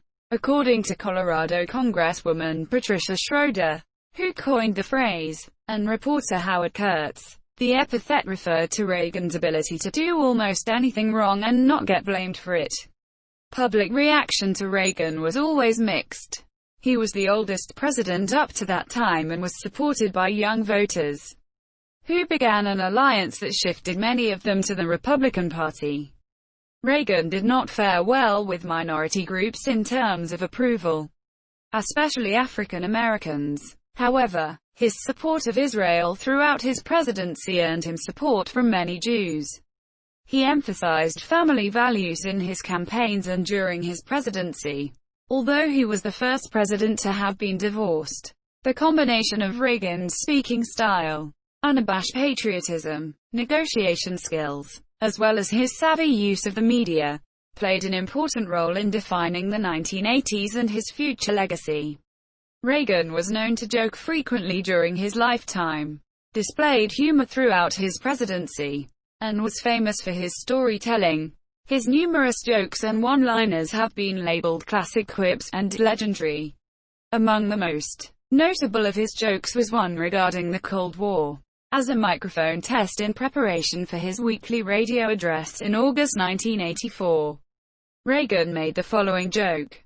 "My fellow Americans, I'm pleased to tell you today that I've signed legislation that will outlaw Russia forever. We begin bombing in 5 minutes. Former aide David Gergen commented, It was that humor that I think endeared people to Reagan. He also had the ability to offer comfort and hope to the nation as a whole at times of tragedy. Following the disintegration of the Space Shuttle Challenger on January 28, 1986, on the evening of the disaster, Reagan addressed the nation saying, "The future doesn't belong to the faint-hearted. It belongs to the brave. We will never forget them, nor the last time we saw them." This morning, as they prepared for their journey and waved goodbye, it slipped the surly bonds of earth to touch the face of God. Reagan received several awards in his pre- and post-presidential years. After his election as president, Reagan received a lifetime gold membership in the Screen Actors Guild, was inducted into the National Speakers Association Speaker Hall of Fame, and received the United States Military Academy's Sylvanus Thayer Award. In 1981, Reagan was inducted as a laureate of the Lincoln Academy of Illinois and awarded the Order of Lincoln, the state's highest honor, by the governor of Illinois in the area of government. In 1982 he was given the Distinguished Service Medal by the American Legion because his highest priority was the national defense. In 1983, he received the highest distinction of the Scout Association of Japan, the Golden Pheasant Award. In 1989, Reagan was made an honorary Knight Grand Cross of the Order of the Bath, one of the highest British orders. This entitled him to the use of the post-nominal letters GCB, but as a foreign national, not to be known as Sir Ronald Reagan. Only 2 U.S. presidents have received this honor since attaining office: Reagan and George H. W. Bush. Dwight D. Eisenhower received his before becoming president in his capacity as a general after World War II. Reagan was also named an honorary fellow of Keble College, Oxford. Japan awarded him the Grand Cordon of the Order of the Chrysanthemum in 1989. He was the second U.S. president to receive the order and the first to have it given to him for personal reasons, as Eisenhower received it as a commemoration of U.S.-Japanese relations. In 1990, Reagan was awarded the WPPAC's top honor prize because he signed the Intermediate-Range Nuclear Forces Treaty with H.E. Mikhail Gorbachev, then President of Russia, ending the Cold War. On January 18, 1993, Reagan received the Presidential Medal of Freedom, awarded with distinction, the highest honor that the United States can bestow, from President George H. W. Bush, his vice president and successor. Reagan was also awarded the Republican Senatorial Medal of Freedom, the highest honor bestowed by Republican members of the Senate.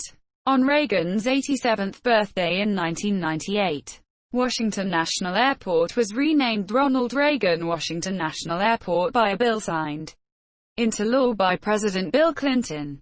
That year, the Ronald Reagan Building, an international trade center, was dedicated in Washington, D.C. He was among 18 included in Gallup's Most Admired Man and Woman poll of the 20th century, from a poll conducted in the U.S. in 1999. 2 years later, USS Ronald Reagan was christened by Nancy Reagan and the United States Navy. It is one of few Navy ships christened in honor of a living person and the first aircraft carrier to be named in honor of a living former president. In 1998, the U.S. Navy Memorial Foundation awarded Reagan its Naval Heritage Award for his support of the U.S. Navy and military in both his film career and while he served as president. Congress authorized the creation of the Ronald Reagan Boyhood Home in Dixon, Illinois in 2002, pending federal purchase of the property. On May 16 of that year, Nancy Reagan accepted the Congressional Gold Medal, the highest civilian honor bestowed by Congress, on behalf of the President and herself.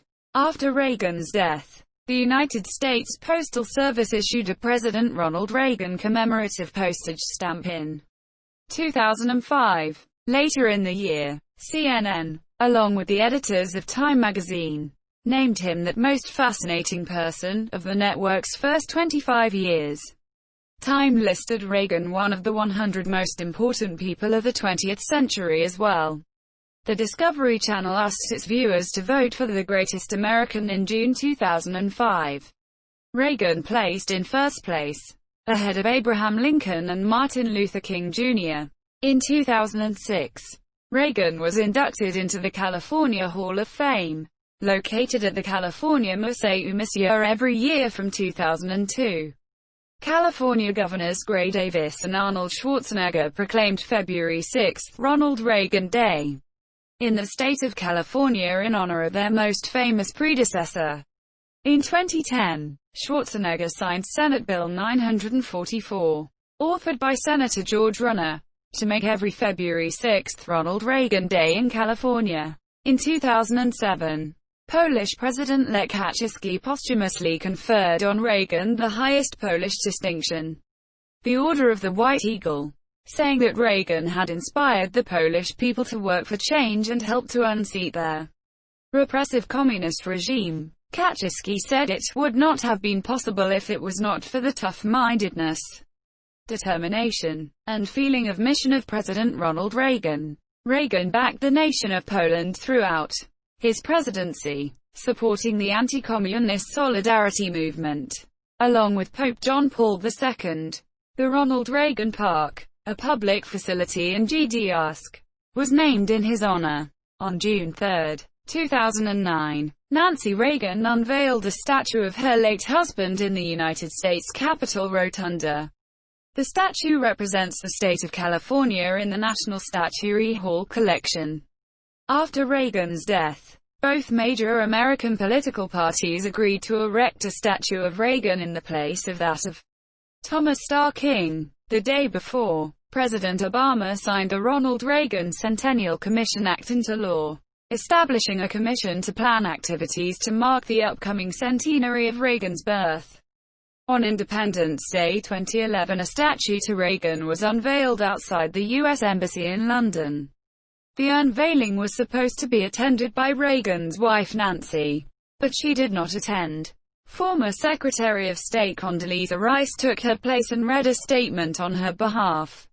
President Reagan's friend and British Prime Minister during his presidency, Margaret Thatcher, was also unable to attend due to frail health.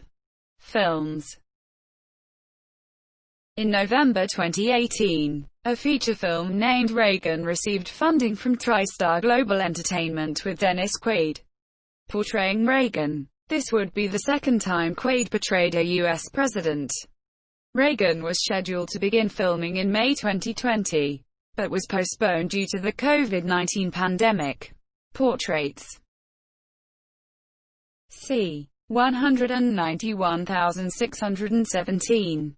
Pictured from left. Father Jack, older brother Neil, Reagan, with Dutch boy haircut, and mother Nell, 1920s. As a teenager, in Dixon, Illinois, C.1960. Hosting General Electric Theater, 1976. At his home at Rancho del Cielo, 1985. Second-term portrait.